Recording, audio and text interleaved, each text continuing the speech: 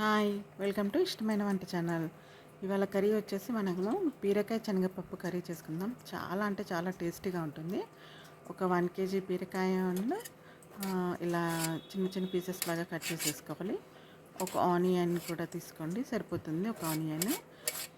ఇలా ఈ పీసెస్ లాగా కట్ చేసుకుంటే ఏమవుతుందంటే తొందరగా ఉడికిపోతుంది.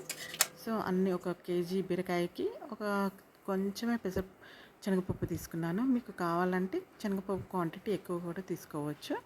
ఒక బాణీ పెట్టేసుకొని అది కొంచెం హీట్ అయ్యాక ఆయిల్ పోసేసుకోవాలి. ఆయిల్ కూడా బాగా వేడి అవ్వాలి. ఆ వేడి అయినాకనే తాలింపు గింజలు వేసేసుకోవాలి మనము. లైక్ జీలకర్ర, ఆవాలు, పసుపు అన్నీ తాలింపు గింజలు వేసేసుకొని అది హీట్ అయ్యే వరకు వేపుకోవాలి. అంటే కొంచెం చిట్టుపట్లు ఆడుతుంది కదా, అలా అయ్యే వరకు వేపుకొని అందులో మనము వచ్చేసి ఫస్ట్ కొంచెం అల్లం వెల్లుల్లి పేస్ట్ వేయండి. చాలా అంటే చాలా టేస్ట్ ఉంటుంది, దాంతో బాగా టేస్ట్ వస్తుంది.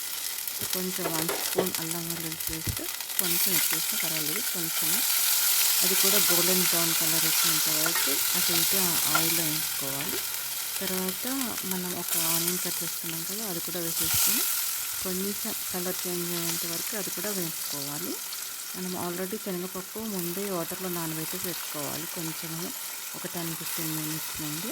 అది కూడా వేసేసుకోవాలి. అందులో కొంచెం నూనెలో గోలితే టేస్ట్ వస్తుంది, అందుకని మీకు ఈ క్వాంటిటీ కావాలంటే కొంచెం పెంచుకోవచ్చు. శనగపప్పు ఎక్కువ ఇంట్రెస్ట్ ఉన్న వాళ్ళు ఇంకొంచెం ఎక్స్ట్రా చేసుకుంటే బాగుంటుంది, ఇంకొంచెం ఎక్కువ వేస్తే ఇంకా బాగుంటుంది. ఇక్కడికైతే నేను కొంచెమే వేసాను, మీకు కావాలంటే మాత్రం కొంచెం ఎక్కువ వేసేసుకోవచ్చు. ఒక్కసారి అలా అటు ఇటు కలిపాక కొంచెం సాల్ట్ వేస్తే తొందరగా మగ్గుతుంది. ముందే కొంచెం వేయండి సాల్ట్, ఎక్కువ వేయకండి. అండ్ అది కొంచెం ఒక 2-3 మినిట్స్ మూత పెట్టి మగ్గే వరకు ఉంచుకోండి. తర్వాత మనము ఆల్రెడీ కట్ చేసుకున్న బీరకాయ ముక్కలు ఉన్నాయి కదా, అవి కూడా వేసేసుకోవాలి. చాలా సింపుల్ అండ్ ఈజీ, అసలు టేస్ట్ మాత్రం అదిరిపోతుంది. ఒకసారి ట్రై చేయండి కంపల్సరీ. అండ్ కొంచెం శనగపప్పు ఎక్కువ వేసుకొని ట్రై చేయండి, ఇంకా అంటే ఇంకా బాగుంటుంది. సో బీరకాయ మగ్గేంత వరకు మనం అటు ఇటు కలిపేసి జస్ట్ ఒక 5 మినిట్స్ అలా మూత పెట్టి, 5 మినిట్స్ కూడా అవసరం లేదు, 2-3 మినిట్స్ మూత పెట్టుకుంటే సరిపోతుంది. అప్పుడప్పుడు కొంచెం వాటర్ చల్లుకుంటూ కలుపుతూ ఉండాలి అడుగంటకుండా. అంతే, రెడీ. చాలా అంటే చాలా ఈజీ. మీకు కొంచెం గ్రేవీ కన్సిస్టెన్సీ కావాలి అనుకుంటే మాత్రం కొంచెం వాటర్ ఎక్కువ పోసుకోండి, లేదు అంటే ఇలానే కర్రీ లాగానే ఉంచాలనుకుంటే ఉంచేసుకోండి. అండ్ ఇప్పుడు కొంచెం ఆల్రెడీ మనం సాల్ట్ వేసాము, టేస్ట్కి తగ్గట్టు మీరు కూడా చూసి కొంచెమే వేసేసుకోండి సాల్ట్. అండ్ కారము, స్పైసెస్ అన్నమాట, మీకు ఎంత క్వాంటిటీ కావాలంటే అంత క్వాంటిటీ కొంచెం కారం వేసేసుకోండి. 1 table spoon or 2 table spoons. ఈ కారంతోనే టేస్ట్ వస్తుంది, పచ్చిమిర్చి కంటే కారంతోనే టేస్ట్ వస్తుంది. సో కారంతోనే ట్రై చేయండి.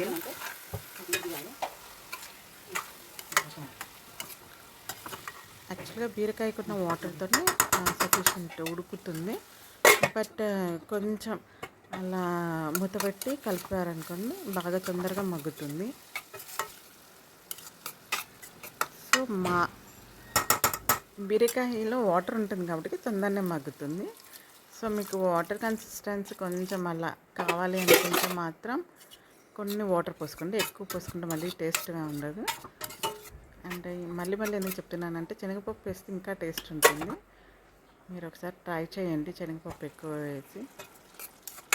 సో ఇలా మగ్గాక లాస్ట్కి మాత్రం కొంచెం కొత్తిమీర ఉంటే కొత్తిమీర అండ్ ధనియాల పొడి వేసుకుంటే మాత్రం సూపర్ టేస్ట్ ఉంటుంది. లాస్ట్కి వేయండి, అండ్ చాలా అంటే చాలా బాగుంటుంది, ఎమ్మి టేస్టీగా ఉంటుంది. ఒకసారి ఇలా ట్రై చేసి చూడండి. సింపుల్ ప్రాసెస్ కూడా పెద్ద కష్టం ఏం పట్టదు. ఒకసారి అయితే ట్రై చేసి అండ్ మీకు నచ్చితే మాత్రం సబ్స్క్రైబ్ చేసి లైక్ చేసేయండి. And thank you for watching బీరకాయ శనగపప్పు కర్రీ. చూడండి ఎంత బాగా వచ్చిందో.